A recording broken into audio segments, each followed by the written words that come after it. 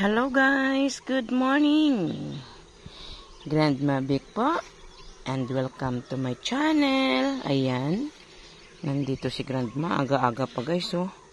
Pawis na ng hagbas si Grandma dito guys, aga pa oh. Ayan, ang dami ko nang naputol kasi tumataas na kasi eh.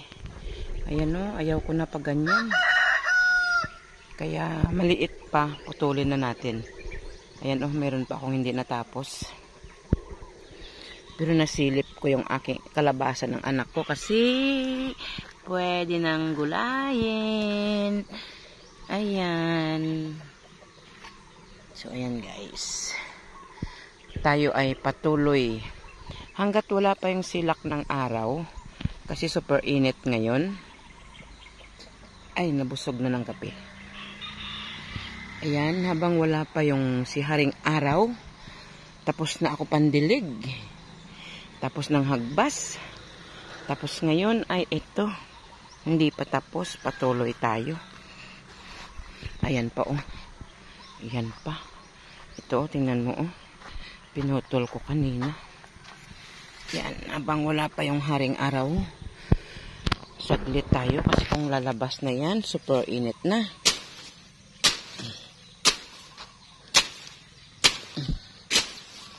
Sayang, palinisan ko kasi to guys. Kaya ang simento ipaano ko. Ay, itong mga buhangin, ipasako ko mamaya sa mga bata. Ang dami pa niyan. Oh, hanggang doon pa yan. Oh, puro buhangin pa yan dyan.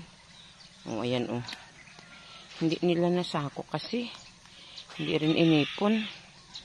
Kaya nagkalat lang. Oh. Hanggang dyan, oh, mayroon pa yan oh. Umbok yan, oh, mayroon pa yan. Buhangin. Magagamit pa yan pag nagpalitada dyan. Dagdagan na lang pag kulang. So ayan guys, patuloy tayo sa ating ginagawa. Mang damo.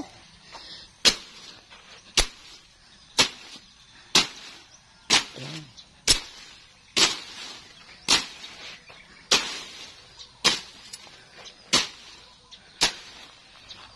Pasako ko ito mamaya.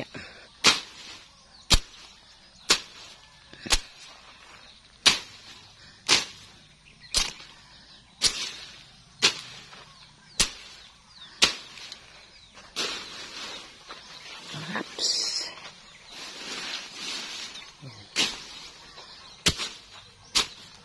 Sayang yung hangin.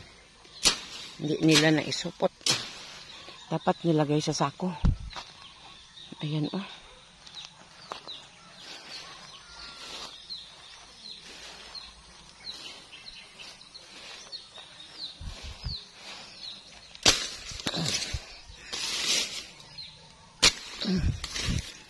Yan.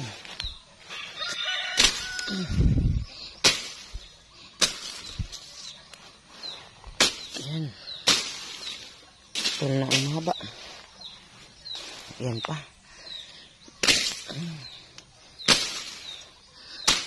Yan.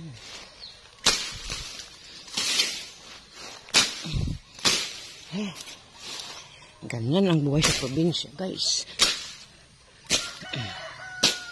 Yan, patay na.